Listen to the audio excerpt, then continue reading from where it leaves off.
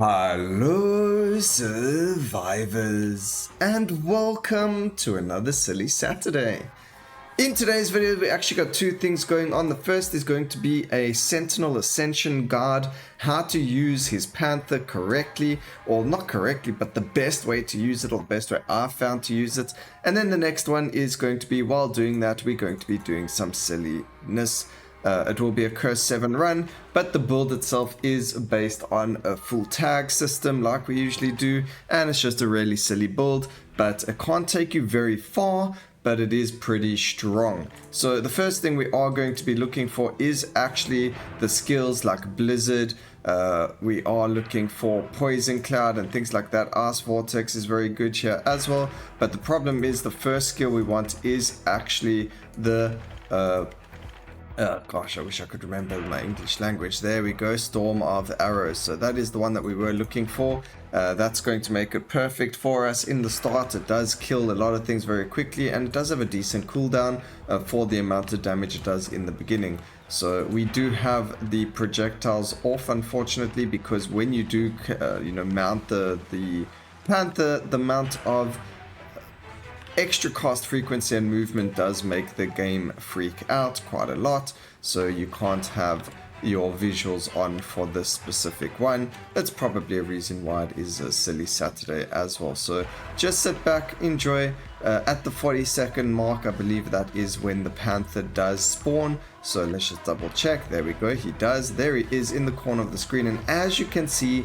he is running to the center of the map while we do go and get him. Now that's going to happen absolutely every single time, so you literally got to just find out where he is at. He will always be within a screen of you.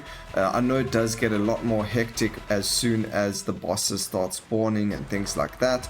You can wait in the corner until the bosses are all dead, so you can corner yourself and not start the exchange with the actual the Ascension until then, but you will be in a bad spot. So over here, although we don't have rerolls, the whole point of this is for the lasting tag. We will be running a lasting build. Shadow Orb is lasting.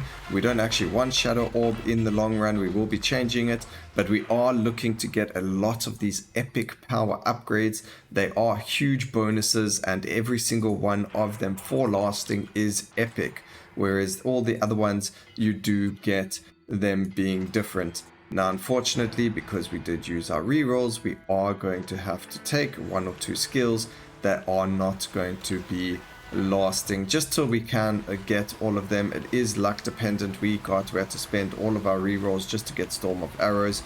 We could have started off with Ice Vortex, but it is less good in terms of that. But here we go again with the guard. We're just following the Panther. You saw that he landed up in the top again. Before he gets just to the first portal icon, we are able to see him over there for us. Alright, over here we don't have anything that's lasting, so we will just take our dear Rot. That's fine. Some more cast frequency as well. I think the best thing with this as well is you don't actually have to worry too much about stats, because you get so many of their movement speed. You're not going to have to worry about that. You got 3 dashes on the Sentinel and 4 when you're on the Kitty as well, so you don't have to worry about dashes or movement speed. Cast frequency isn't a huge one to worry about either, so that is fantastic there as well. Here's another lasting from Explosive Trap. There is Minefield as well as one, and then Surprise Gift, but we were going to be looking the best combination that I had was a lot of builds mine-wise, and it worked very similar to this, where we go for Explosive Trap, we get a Present or Surprise Gift, and we go for all of those lasting skills. There is Poison Cloud and Poison Bomb as well, so if you're a fan of poison skills, you can go for those. Storm of Arrows is very strong, so we've got that as our skill as well, especially in the beginning with having to kill so many things. That is very, very strong for us. We want to banish the Leviathan. We can take Merciless. That here is another beautiful one that we can take. We're going to remove it from there. This is lasting as well, so Bloodlust, Storm of Arrows are the main two that we're looking for. The rest of them can be anything as long as it has the lasting tag, and you will be in a fantastic spot going forward. we're getting even more cast frequency and movement speed from our Bloodlust as well. So do keep that in mind while playing.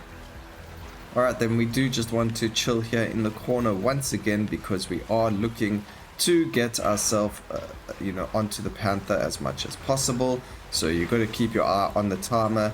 Make sure you are in the corner as much as possible when the timer ends. There the Panther was in the corner for us, and we don't even need to dodge to stay with him. As long as we are walking near him or in front of him, we are in a fantastic spot. So I'm not sure why. Well, I do know why, but I'm not sure why people don't like the Panther so much. He isn't that difficult to get onto or to use, and it's just really, really easy. You get huge buffs to everything as well, which makes it very, very strong. I mean, as you can see, while we mounted, our Bloodlust is up all the time, which is fantastic. So grabbing potency on there is great. We are going to keep Shadow Orb, because why not? It's pretty decent lasting. But we're going to see if anything comes up, like a surprise gift could be pretty good, because we've got explosive gift, and that gives us the bomb tag as well, which is actually very common. So we could get it very, very often, where we then have a surprise gift with bombs as a tag, static as well from that, which gives us all of those bonuses as well. So we'll see what we get. That's why we haven't locked our active skills. There's the Death Vortex as well, which is lasting. There are just a lot of lasting skills, and it is fantastic. So we're going to grab one cast frequency here, and that's only for when we aren't on the actual Panther, just so that we do have that little bit of cast frequency for afterwards. Alright, we are going to pop off now, so we've got to just be careful. Look for him very well, because as soon as you get the eyes like we did there, he starts to run. As you can see, this is the highest curse difficulty. We do have the Panther, and there we go, we're on him, and we didn't even have to dodge anything. We didn't have to worry about the bosses, even though they were up. As long as we are in the corner when we get off the Panther, it is super easy to follow and get back onto him. So that's the best guide I can give you for him. The stats that you get are fantastic. We've also got surprise gift now over here. It is ice, it is bomb, it is static and lasting, physical as well. So we are going to change it out for Shadow Orb, which has magical in it, which we don't need, although we do need it for Blizzard and that, but that's okay. I love surprise gift. It's very, very strong. It's really nice to just sometimes plant it there and kill the bosses with a huge amount of them stacked up. So especially with the cast frequency, unlike Minefield, where you have to be moving, the explosive trap and the surprise gift, when they have a low cooldown, you can literally just stand still and put hundreds of them on top of you, and then when the bosses spawn, if they spawn on top of you, they are going to just walk right into them. The only thing about that is, if you do something stupid like that and you corner yourself without being able to see at all. But here we go again with the Panther. Very easy, didn't even make it to the middle this time, and we are back on it. We did take damage just trying to dodge to the side there. We dodged the wrong way, and that hurt us quite a lot because of the Chaos Bringer. Not really such an issue though. As you can see, he is completely safe. We probably won't need to use any revives this run. If we do, again, not the end of the world. That's why we do have 2 revives. But it would be nice to have a build that can kill everything without dying. So killing everything really, really quickly as well. This is the second last fight. We are killing a lot of monsters very quickly as well, which makes them spawn even faster. As you can see, we get a lasting. It affects absolutely every single one of them, which is fantastic. And we just gotta hope for more and more lasting tags. I don't know if there's a way to get it that it's only lasting tags that show up. Unfortunately, I don't believe that is the case. It would have been really nice if it was. But here we go again. There is our Panther.